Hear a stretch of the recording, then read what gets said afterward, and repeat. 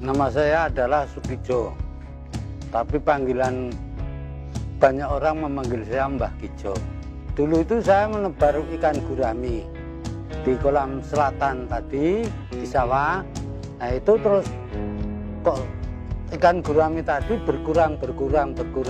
Kenapa? Tahu-tahu ada ikan gabus beranak di situ. Nah itu saya tangkap anakannya, terus saya pelihara di sini. Tuh siang malam saya di kolam, terus sampai orang-orang itu bilang saya itu seperti orang gila, siang malam di kolam.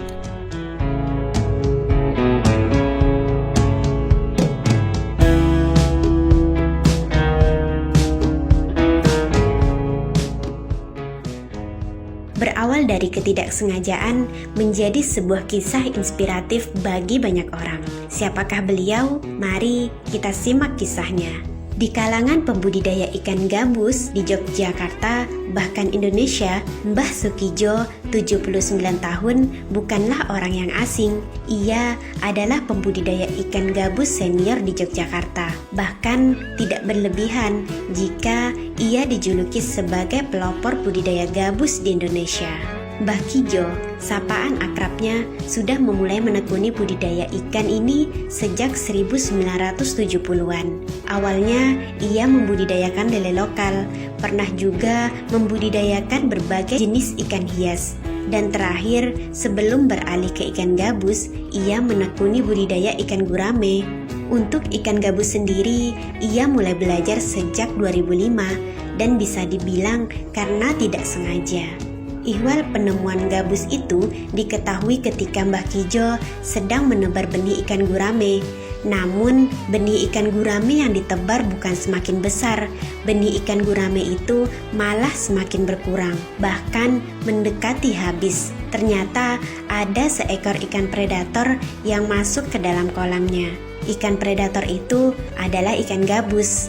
Alih-alih dibuang, ikan itu ia pindahkan ke kolam lainnya. Tak disangka, nasib mujur menghampiri Mbah Kijo. Ikan yang tak diketahui dari mana asalnya itu ternyata adalah indukan.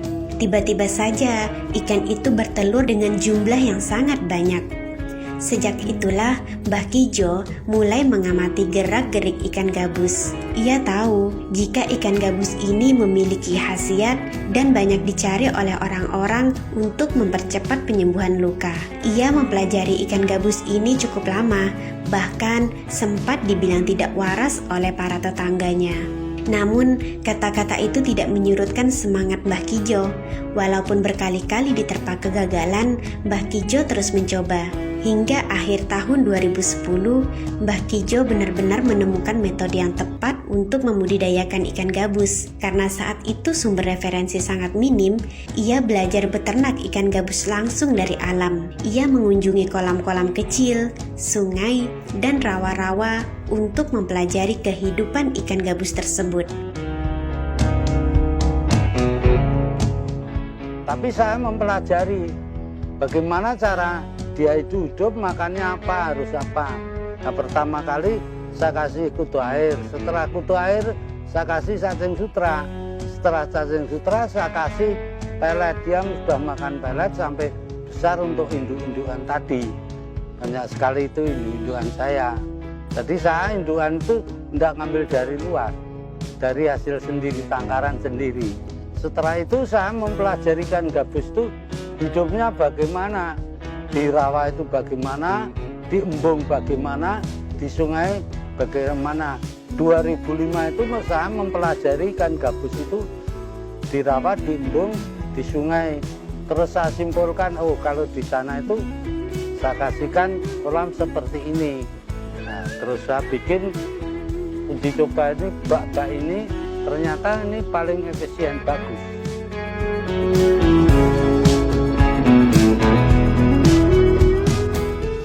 Hasil dari pengamatan Mbah Kijo bisa ditarik kesimpulan bahwa ikan gabus dapat hidup di air dengan tinggi sekitar 25 cm.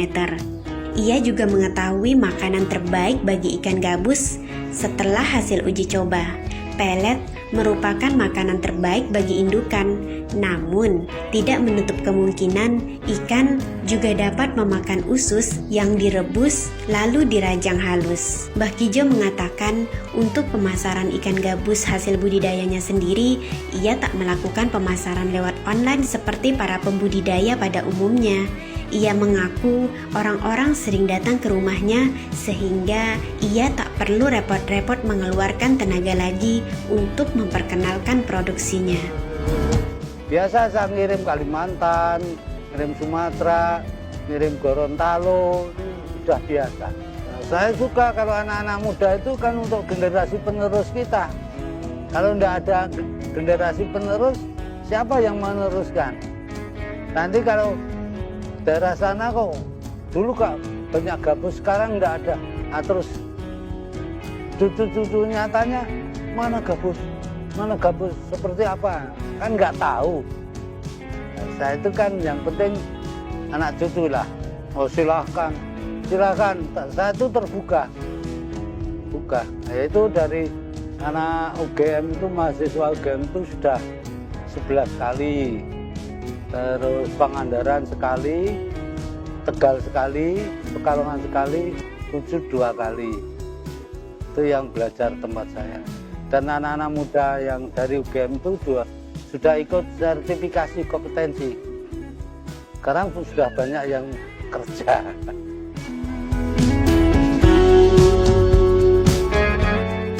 Mbah Kijo tidak hanya memenuhi permintaan benih dan indukan di Jogja saja.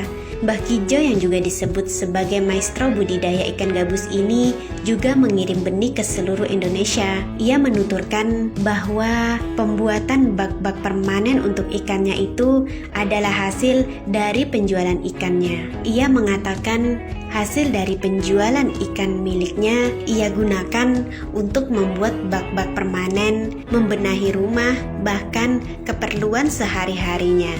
Nyaris setiap hari ia selalu menerima tamu dari pembudidaya lain hingga mahasiswa. Ada yang ingin membeli benih, tak sedikit juga yang datang hanya untuk belajar bagaimana caranya berbudidaya ikan gabus. Tidak hanya dari Jogja, tidak sedikit juga yang datang dari luar kota.